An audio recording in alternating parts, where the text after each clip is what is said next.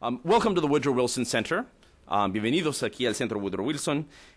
This is a center for public dialogue and advanced policy research. We work on a range of policy issues of importance both to the United States and to countries around the world. Lee Hamilton is our director and president. We are very pleased today to be host for a fabulous conference. We want to thank Virginia Military Institute, VMI, for their work in organizing this conference with us and really taking a lead on it, the Canadian Embassy as well. I personally want to thank our Canada Institute. We have a very active both Mexico Institute and Canada Institute at the Woodrow Wilson Center. We have a strong commitment to both countries and to issues which are very important neighbors and partners for the United States, and also to issues that have to do with all three countries, Canada, the United States, and Mexico, looking at North American issues as we are today. And we've done a great deal of work today in the past years on these issues. The Mexico Institute, I will say, has been around for 7 years now. We have a very active binational board, very active programming on a number of issues. We have some material outside. David Biet will tell you a little bit about the Canada Institute in a moment. Let me also thank Rick Kilroy, Abelardo Rodriguez, and Todd Hatley, who have been the principal organizers of this meeting. You'll hear from each of them later today. They're on the program at different moments, but they played an instrumental role in thinking up this conference and putting it together and really putting the parts of it together, and we appreciate all their work on this. Let me conclude by saying this is really a unique conference. David will say more about this, but this is a unique conference both because of the issues it addresses, but also because of the people involved here. It's been a while since we've had a conference, and perhaps never, of this level talking about perimeter security, thinking through what it is to take care of our neighborhood together among the three countries, and thinking both of the questions of organized crime, terrorism, but also infectious disease and other security challenges that affect our common neighborhood. And this is also unique because it's a chance to bring together military and non-military voices. I think that is an unusual opportunity. It's something that hopefully will advance a dialogue on these issues for the future. So thank you to all of you that are participating. We have so many wonderful people participating. You will hear them introduced by others as they come up here. But thank you for all of you. En especial, gracias a los colegas que vienen de México.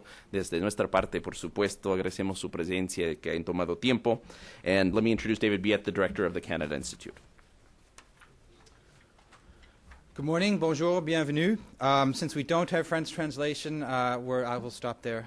But Guy Saint-Jacques can continue on in French, si vous voulez. As Andrew said, I'm director of the Canada Institute here at the Woodrow Wilson Center. We've been around since 2001, and essentially what we do is try to bring Canada and Canada-U.S. relations to policymakers and opinion leaders in Washington. It's a tough sell, Canada, sometimes. Perimeter is very important, even though some people don't like to talk about it. I was quoted in a sort of a New Year's article in the Canadian press about perimeter and the comments that it got. But I think it's important that we need to talk about it because we do have a lot of things in common, Canada, Mexico, the United States, and how we work on things. In today's program, we'll look at things we have worked on and continue to work on that are very important for all three countries. Just a little bit of housekeeping. We will have a couple breaks. The coffee's out here. There's some washrooms right here. This is a big crowd, but if you like, there are washrooms directly above on the 6th floor that you can take the stairs right up. And we will be moving to lunch upstairs later, and I will give directions then. But there is some moving around, but be comfortable. There are some seats here. If you need to feel you're a little tight, pull one out and make yourselves comfortable. So let's get on with the show. I'd like to introduce our first speaker, General J.H. Binford P. General P. has been the superintendent of the Virginia Military Institute in Lexington, Virginia, since 2003. He graduated from VMI in 1962 and spent 35 years on active duty military service, including as commander of the 101st Airborne Division during Operations Desert Shield and Desert Storm. He also served on the U.S. Military Committee to the United Nations and Vice Chief of Staff of the Army and as Commander, United States Central Command. He currently serves as chairman of the Allied Defense Group and as a director at BAE Systems Incorporated. He holds a master's degree from George Washington University and graduated from the Army War College. He and his wife Pamela have two sons, Jim, VMI class of 98, and Ryan, VMI class of 02. Their grandfather was J.H.B.P. Jr., VMI class of 29. 3 generations of VMI graduates. So I think we know where Jim's and Ryan's children will go to college. Please help me welcome General P.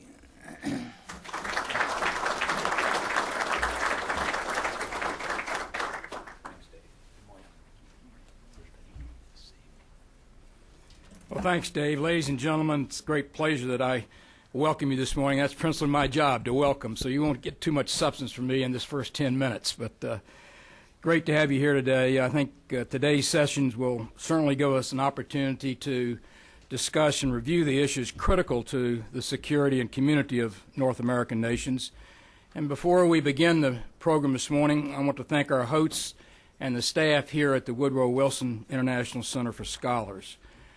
Mr. Lee Hamilton, President and Director of the Center, is someone I've admired for many, many years for his wisdom and the leadership that he displayed over 34 years as a congressman from Indiana, and from my experience working directly with him as a director on the BAE Inc. board.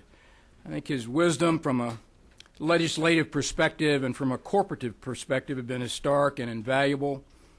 We all have enormous admiration for this remarkable American, so thanks, Lee, very much.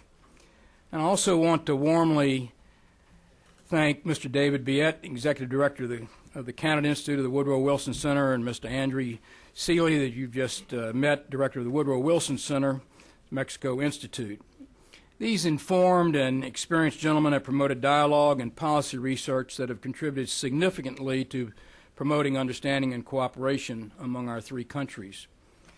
The Woodrow Wilson Center, as you know, is a living national memorial to President Wilson, established by Congress in 1968, supported by both public and private funds, and is engaged in the study of national and world affairs.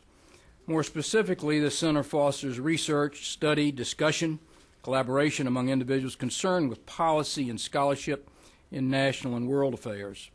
By doing so, I think it provides an essential link between the worlds of ideas and the world of policy.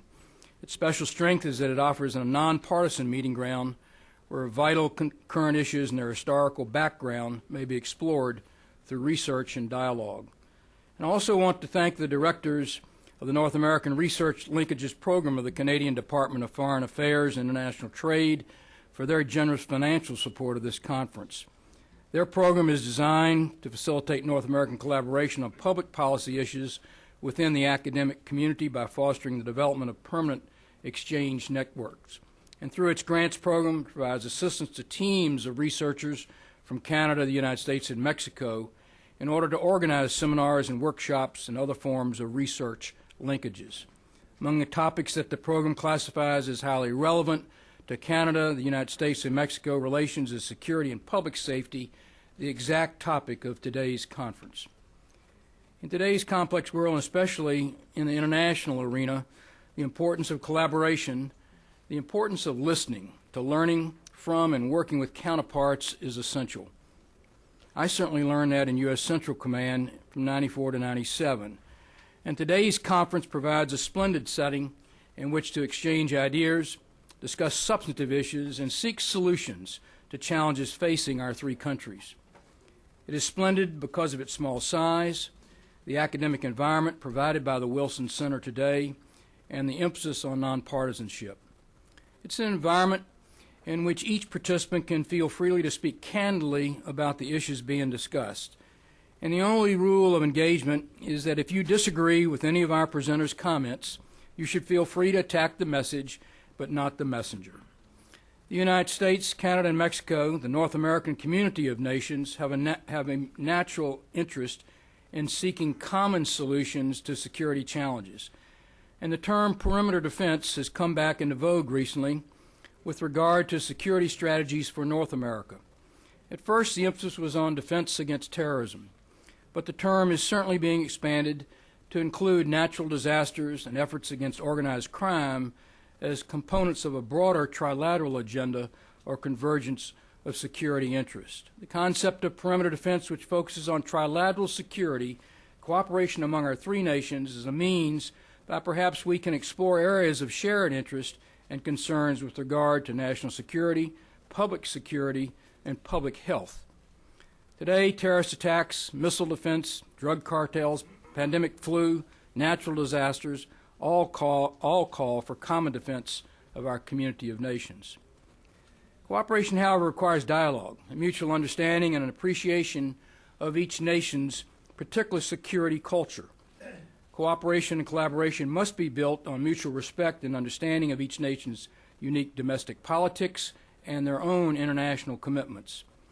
Trilateral security cooperation, I believe, must be based on a shared concept of security perimeter, one which seeks to enhance each nation's legitimate security concerns and is not limited to borders or fences. This short conference, therefore, is a means by which we can explore opportunities to enhance the trilateral security relationships and discuss areas of state interaction on the federal level where military, police, health and safety cooperation can focus on specific threats that demand specific actions that do not threaten our national sovereignty or our identity. The conference provides a lens through which to focus our collective efforts to deal with these new challenges that we face collectively.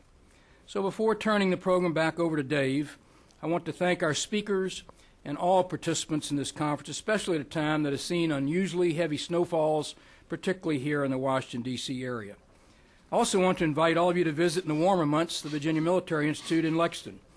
At the Institute, we have opened a new $23 million Leadership and Ethics Center. We're hosting a number of conferences dealing with national and international and leadership issues. For example, in March of 2011, the Institute will sponsor, I think, a significant conference on East meets West to discuss the cross-cultural Middle Eastern and Western connections. And in November of that year, our Department of International Studies will sponsor a conference on the United States and China and their activities in Africa. You can check our website later for other conferences and information, and we certainly would encourage your attendance. I look forward to today's discussions and listening to the presentations. All of you contribute to the security of our country in your writings and your study. Do so much for us, and thanks so much for participating with us today. Dave?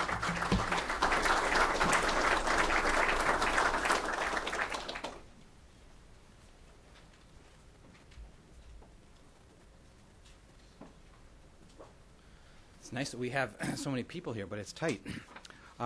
As I said before, feel free to move around. I did want to say that we are being webcast live, and this webcast will be archived later on our website. It's now my pleasure to introduce our morning speaker, Guy Saint-Jacques. Guy is Deputy Head of Mission at the Canadian Embassy here in Washington. His responsibilities include managing the embassy, which is a big one, coordinating the Canada-U.S. engagement strategy and advocacy efforts with a network of Canadian consulates in the United States, which is also a big effort, and he acts as chargé d'affaires in the absence of the ambassador. Guy joined the Department of External Affairs in 1977 and has been posted to a variety of places, the United Nations, Mexico City, and Kinshasa. He then returned to Ottawa and was assigned to Science, Environment, and Transportation Division before he went to Hong Kong in 1982 to learn Mandarin, before a 3-year posting to China, and he worked there in trade and the economy. He returned to Ottawa as a good Foreign Service officer, and he was Deputy Director of the Energy Environment Division before becoming Executive Assistant to the Associate Deputy Minister at the time, Raymond Chrétien. I first met Guy years ago when I worked at the Canadian Consulate in New York, and we worked on energy issues, when he was serving as an energy counselor here at the Canadian Embassy in Washington. In 2001, he became Director General of the Personnel Management Bureau, and from September 2004 to 2008, he was the Deputy High Commissioner for Canada in London, and we're delighted to welcome back to Washington. He's been a great colleague here, and I'd like to introduce him, and he may have some time for some questions afterwards, so keep that in mind. Welcome to the Wilson Center, Guy. Thank you very much.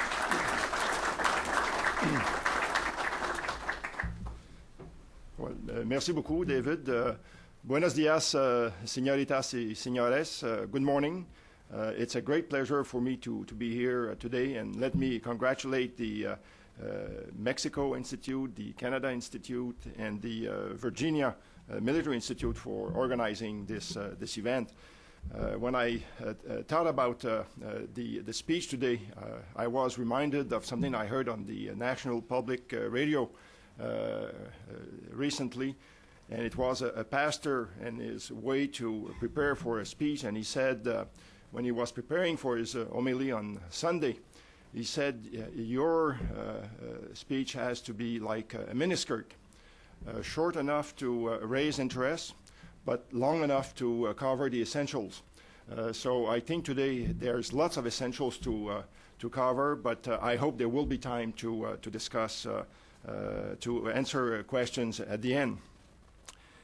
Your program, I think, is first class, and this conference is very timely because what strikes me today about all the challenges that we are faced and the notion of security, it has to include experts and practitioners, civilian and military, from such fields as public safety, public security, the armed forces, and law enforcement.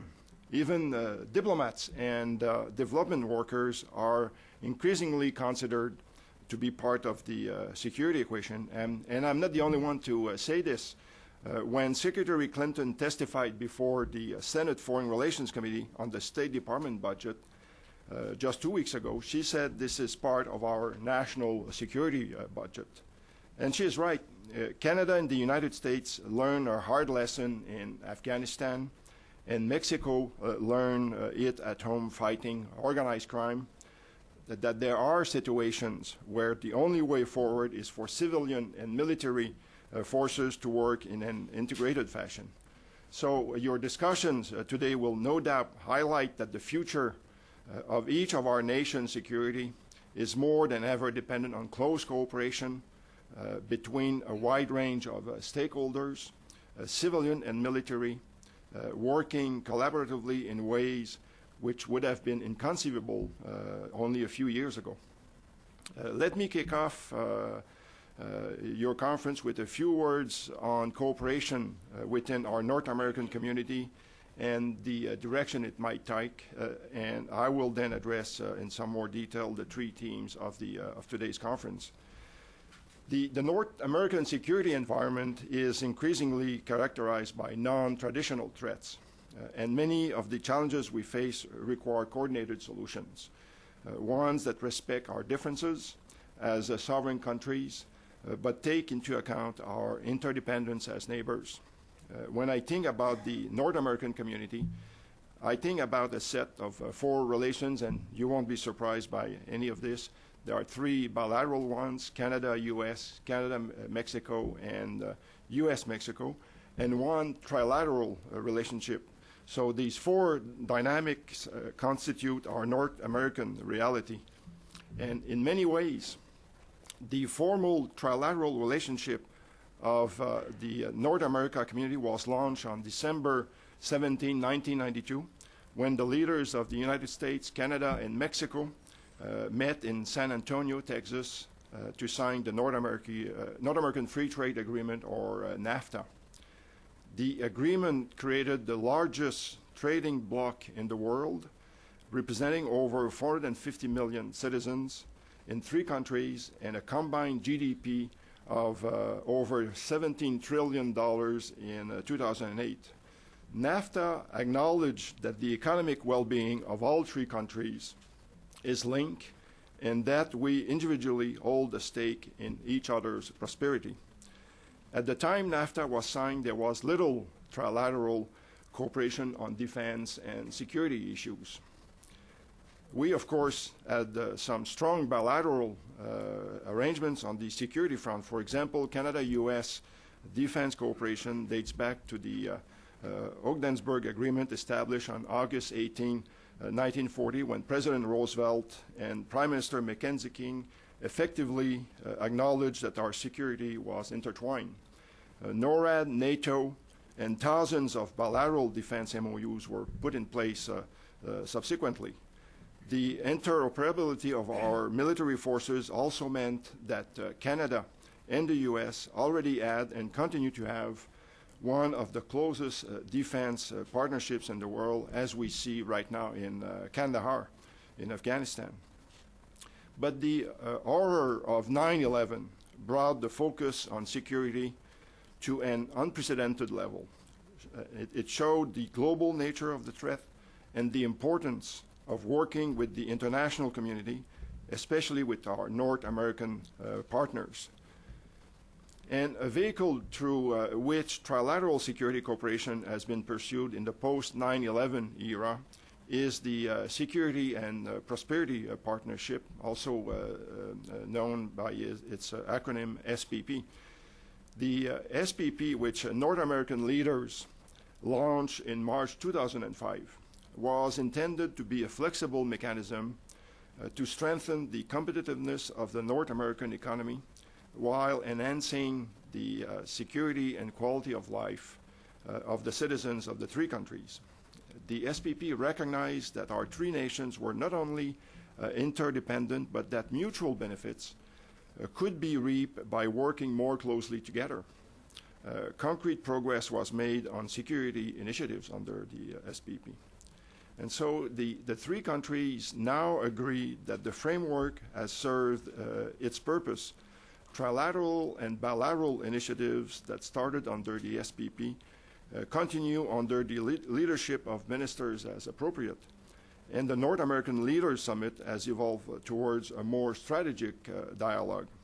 At last year's summit in Guadalajara, leaders focused on three themes: the economy, energy, and the environment, as well as regional and hemispheric security.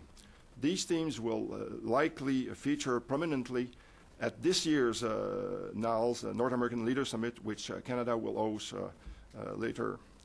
Let me now turn to the three main areas of your conference. First, on national security and military cooperation. In the Second World War, our three countries joined the struggle against a common enemy, and in doing so, we forged a common bond. But at the time, we did not have a single vision of security. The post-war years saw our respective militaries tackle the challenges of international and national security differently. And so our three countries' bilateral military relations evolved differently over those years. But as I said before, 9/11 shook the foundations of our differences. Those attacks mark a true turning point in our trilateral military relationship. They prompted us to think of ourselves as a continent as well as separate countries. Spurred on by the creation of the U.S. Northern Command, or NORTCOM, represented here today by General Renoir, our countries truly began to look at North America as a single entity from a security standpoint. In both Canada and Mexico, leaders had to develop new way of thinking about their defense and security relationship with their powerful neighbor. In Canada, this meant the creation of Canada Command, represented here today by Vice Admiral Bruce Donaldson. As the bonds that link our armed forces have grown stronger, so too have the relationship between our defense leaders. Canada and Mexico enjoy excellent political military discussion, as have the U.S. and Mexico more recently. There is much to discuss in terms of continental defense and cooperation in the northern part of our hemisphere. And I would not be surprised if in the future a trilateral forum was created for the U.S. Department of Defense, the Mexican Secretariats of National Defense and of the Navy, and the Department of National Defense of Canada to proactively cooperate on common defense and security challenges. Let me now turn to the second theme of today, cooperation on public security and police cooperation. Few regions in the world understand the importance of public security like the Western Hemisphere. Governments throughout the Americas, irrespective of ideologies, are dealing with the same challenges to public security: the illicit flows of drugs, arms, and migration. These security problems are not contained by international borders. They affect us directly. That is why it is in the interest of our two countries to tackle them, and that is why Prime Minister Harper chose to announce Canada's anti-crime capacity building program at the 2009 North American Leaders Summit. By enhancing the police, judicial, and corrections capacity of countries in the region, security problems can be addressed at their source. This has the potential to increase citizen safety in addition to delivering commercial and trade benefits. As you know, our continent is the stage of the deadly struggle of Mexican law enforcement against drug trafficking organizations. The government of Mexico's unflinching resolve, which Canadian and American leaders continue to applaud, aims at creating a lasting, safe environment for Mexicans to enjoy. Under Mexican leadership, our three countries are collaborating to ensure that Mexico can implement its new federal police model, transform its justice system, and modernize its correction system. Last summer, Canada sent RCMP trainers, RCMP that stands for the Royal Canadian Mounted Police, to assist Mexican officials in forming a new generation of police officers along with U.S. and international partners. Last fall, RCMP officers also provided training to 300 middle managers and 42 commanding officers of the Mexican police.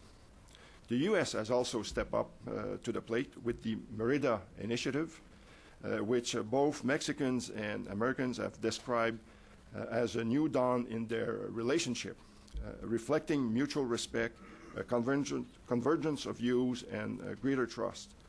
Our valued partners to the south of Mexico are also engaged to tackle organized crime and trafficking. Coordinating our response throughout the hemisphere requires supportive inter-American institutions and mechanisms such as the OAS and the Summit of the America process. That is why Canada has long been a supporter of security cooperation through multilateral forums such as the United Nations, the OAS, the Inter-American Defense Board, and the Conference of Defense Ministers of the Americas. Ministers responsible for public safety in the Americas met for the first time in Mexico City in October 2008 to discuss strategies to improve public security conditions and institutions in the Americas, share best practices, and reaffirm the importance of multilateral cooperation. At their second meeting in the Dominican Republic last November, member states agreed to institutionalize the meeting to strengthen the cooperation against delinquency, violence, and insecurity. What this suggests to me is that we cannot think of the public security of North America in isolation from what our partners are doing in South America, in Central America, or in the Caribbean. Remedy to the insecurity that plagues the hemisphere cannot be made in Ottawa or Washington or Mexico City. Now turning to public safety and health cooperation. As our relations have grown closer, so has the onus on our governments and industries to collaboratively tackle what would seem to be a Gordian knot, ensuring that we are able to protect our citizens against communicable diseases, protect our livestock and agricultural sectors from parasitic pathogens while maintaining open and functioning borders. And this is key to our prosperity. An example of this type of effort was the agreement reached between the U.S. Department of Health and Human Services, the Public Health Agency of Canada, and the Ministry of Health of the United Mexican States in 2007 to strengthen cross-border coordination and cooperation in the surveillance, prevention, and control of infectious diseases for the protection of public health. That memorandum of understanding directed all three countries to develop and implement protocols to share, first, healthcare and public health personnel, second, medical products approved by each country's regulatory agencies, third, non-pharmaceutical supplies and goods, and finally, specimens and reagents with each country's national reference laboratories. Our three countries agreed to improve preparedness to assist one another during a public health emergency whenever possible, and identified the types of aid that we may provide to and accept from one another. And in fact, last year's efforts in response to the H1N1 influenza pandemic brought the spotlight on the high degree of cooperation between our two countries. Mexican, Canadian, and American labs work together to identify virus stems, while Mexico, without hesitation, took exceptional public health measures to contain the spread of the virus.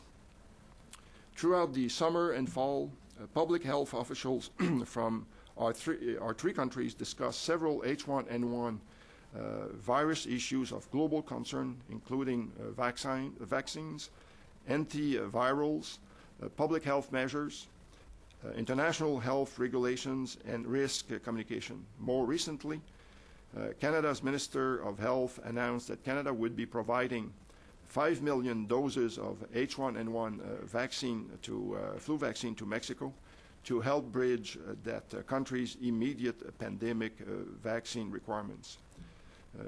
Before closing, I also want to say a few words about how we respond to natural disasters. The earthquakes in Haiti and Chile remind us of our vulnerability. Floods in Mexico, an ice storm in Canada, or Hurricane Katrina making a devastating landfall in New Orleans, well, rarely is our need for each other's unconditional support felt more acutely than in response to such catastrophes. Disaster response, particularly catastrophic disaster response, is an area in which the logistical resources of the military can complement and support civilian humanitarian relief efforts when appropriate. I saw that type of coordination in Canada's response to Haiti. The civilians responsible for coordinating overall Canadian assistance worked closely with the Canadian forces. Military planes were used to airlift everything from food supplies and relief workers to a field hospital. Navy assets sailed in, bringing helicopters needed for transportation, and ground troops facilitated the delivery of aid. We also saw coordination internationally. Military and civilians work alongside the UN and the Asian government to help those in need. The United States played a crucial role in this regard, ensuring the smooth operation of the Port-au-Prince airport for the benefit of all. U.S. and Canadian troops are now leaving the island, as they should, ceding security back to the MINUSTA. But this being said, our job in Haiti is far from over, but it is progressively switching from the unquestionable imperative of providing succor to fellow humans, as Mexico did through sending its tested search and rescue capacity and tons of relief supplies, to helping build the country Haitians want. On March 31st in New York, Haiti's partners in the international community will pledge what they can to help. Rebuilding Haiti will be the work of a generation, and Canada is committed to being a key partner in the long-term reconstruction task at hand. I am heartened by the fact that progress is possible in Haiti. Before the quake, we were seeing the early results of our efforts under Haitian leadership through greater public safety and increasing respect for democratic processes. I am also heartened by the fact that the whole hemisphere, from Brazil to Canada, has made common cause in Haiti, whether they are providing troops for MINUSTA or police officers to train the Haitian National Police, channeling private sector investment, or helping set up safe water distribution. Countries in the America have come together in Haiti. In conclusion, as the problems confronting us have grown more complex, gatherings such as this one become increasingly relevant in ensuring that we look at challenges holistically. Much has been learned since 9/11. We realize that public safety, public health, defense, and security are all linked. We need to keep those lessons in mind as we tackle future challenges, whatever they may be: cyber attacks, organized crime, or highly contagious diseases. The terrorist incident on Christmas Day last year was a painful reminder that our work is not complete. It galvanized our three countries to tighten airport security in order to protect our common airspace.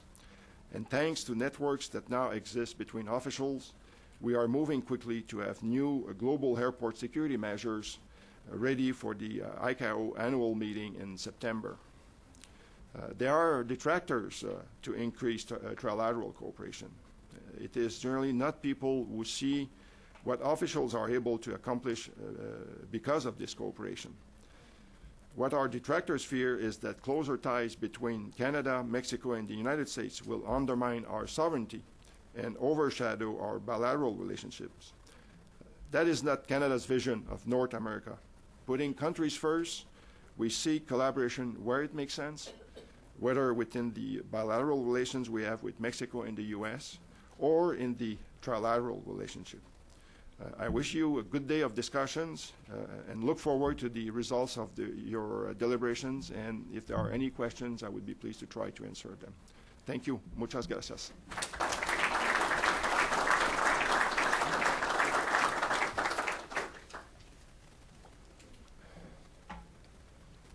Any question?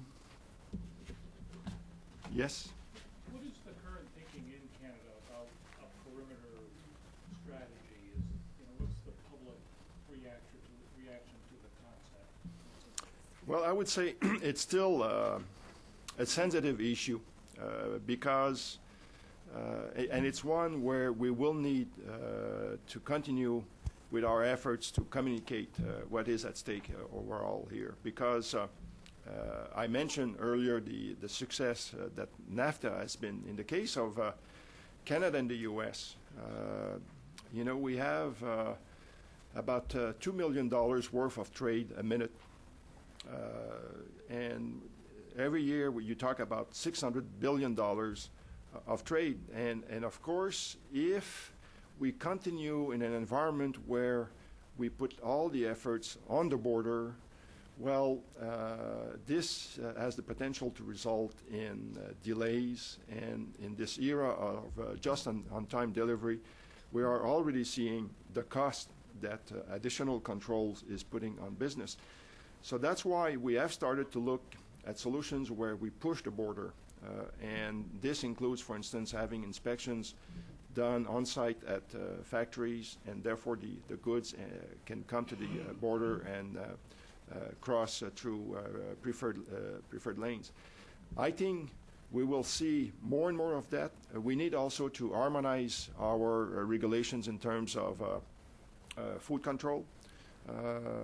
Frankly, I think in this country, very often there are measures that are put in place, and what we find is that one size does not always fits all. There were, in the last few years, legitimate concerns about food imports from China, with, you will recall those incidents where there was melamine in the food. Well, measures were put in place that had an impact on Canada and the U.S. So that's another area where we are trying to make progress. But all this to say, I think that we may not call this the perimeter approach, because the word perimeter is still problematic for a number of people, but I think we will want to see more and more at joint approaches. Another example that is turning to be very successful, the border between Canada and the U.S., we like to say it's the longest border, the longest secure border in the world, but 1/3 of that is water. And what we have started to do is have joint patrols on boats, so that, because in the past we saw many problems where drug traffickers, for instance, would leave the U.S., be pursued by U.S. officials, but once they crossed the border, they were home free. Well, now having Canadians on the boat means that the pursuit can continue, and this has resulted in major successes. We have an agreement in place, and we are looking at extending that. And I think these kind of arrangements are the way forward to do a better job at tackling crime. That's the shipwriter program? Yep, shipwriter program. Yep. Are there any other